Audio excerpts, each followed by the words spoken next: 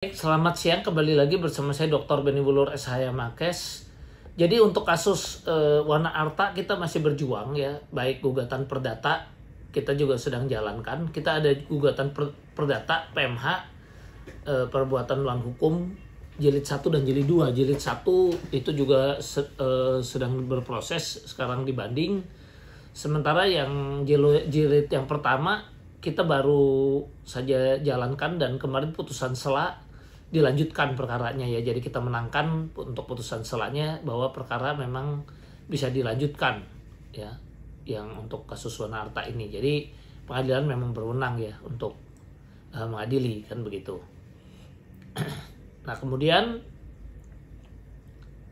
saya mau jelasin lagi mengenai sistem hukum di kita ya. Jadi di sini sekali lagi menurut saya ini harus ada kombinasi antara upaya hukum pidana dan perdata untuk khususnya untuk Wana Arta.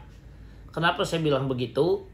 Karena begini, kalau kita suruh nungguin Evelyn ditangkap, ya diduga kuat ini ada kenakalan di pihak-pihak tertentu dan diduga kuat ini OJK juga kalau tidak segera bertindak akan merugikan nasabah dan harus diperlukan penyelamatan. Ya, sebenarnya kalau Wana Arta dilikuidasi, saya punya pendapat tetap ya, dia udah bukan perusahaan asuransi lagi. Seharusnya kita bisa PKPU. Karena dalam PKPU itu sebetulnya harusnya dalam 20 hari diputus, dan kalau tidak ada homologasi atau penyelesaian, ya otomatis pilot. Nah, kalau pilot berarti kan harta daripada para pemegang saham seperti Evelyn dan kawan-kawan itu kita bisa lakukan gugatan lain-lain untuk dimasukkan dalam budal pilot, yang mana waktu untuk gugatannya adalah 60 hari ya, untuk minta gugatan lain-lain apabila sudah pilot. Dan kalau dikabul ya sudah masuk ke budal pilot, bisa dilelang, dan kalau ketemu lagi ya bisa dilakukan lagi begitu. Sehingga apa? Ini bisa menyelamatkan dana nasabah proses hukum ini ya, karena kalau kita menunggu dari tim likuidator yang hanya menjual aset-aset daripada Wana Arta, tentu patut diduga nasabah ini hanya akan dapat remah-remah. Kenapa? Ya kalau sekarang asetnya dia bilang saham tinggal 0,28% misalnya ya, misalkan seperti itu. Nah, kan itu yang dibagikan. Tapi kalau ini pilot, kan kurator tidak tergantung dengan aset Wana Arta. Betul, Wana Arta dilikuidasi ya, tapi kan kalau ada aliran uang dan bahkan ada jadi tersangka dari direktur sampai dengan Evelyn-nya dan sebagainya, itu kan bisa dilakukan gugatan lain ya, gugatan lain yang waktunya sangat singkat, cuma 60 hari. Tapi kalau proses pidana, kita bisa lihat ya di polisi ya, ini aja belum selesai ya, baru penetapan tersangka, kemudian nanti baru P21 ke jaksa ya.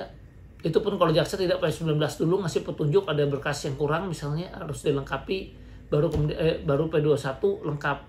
Baru nanti sidang PN, PTM, APK. Nasabah udah keburu susah. Tapi kalau proses kepailitan yang tadi saya bilang, atau kita mohon pilot ya dan dikabulkan mohon pilotnya, kalau kita mohon pilot kan 60 hari ya. Nah, ditunjuklah kurator ya. Nah, kalau sudah mohon pilot, ditunjuklah seorang kurator ya, kurator yang tadi saya bilang ya, dalam 60 hari itu boleh bisa mengajukan permohonan gugatan lain-lain, melakukan gugatan lain-lain itu harus diproses juga dalam 60 hari. Dan upaya pilot itu ya kasasi paling ya, kasasi dan PK, tapi putusannya kan serta-merta udah boleh dijalankan ya. Berbeda dengan proses hukum keperdataan yang mau nggak mau sekarang kita lagi tempuh ya. Makanya di sini harusnya OJK ini bijaksana ya, kalau benar membantu nasabah ya. Jadi proses hukum pidananya jalan, dia didukung juga proses permohonan PKPU ataupun permohonan pilotnya, karena ini yang bisa menyelamatkan dana nasabah. Karena kalau di polisi saya udah sampaikan ya, kalau nyita pun kemudian nanti harus naik ke jaksa ya, selesai naik ke jaksa kan polisi tidak lagi cari aset ya. Beda dengan kalau proses kepailitan, kalau kurator udah dapat aset dia bagikan, kemudian dirasakan perlu upaya hukum lagi, gugatan lain berhasil lagi, dia bisa lelang lagi, boleh cari aset lagi ya. Nah, ini yang proses hukum yang lebih menurut saya lebih bisa lebih diharapkan untuk pengembalian dana nasabah. Demikian, terima kasih.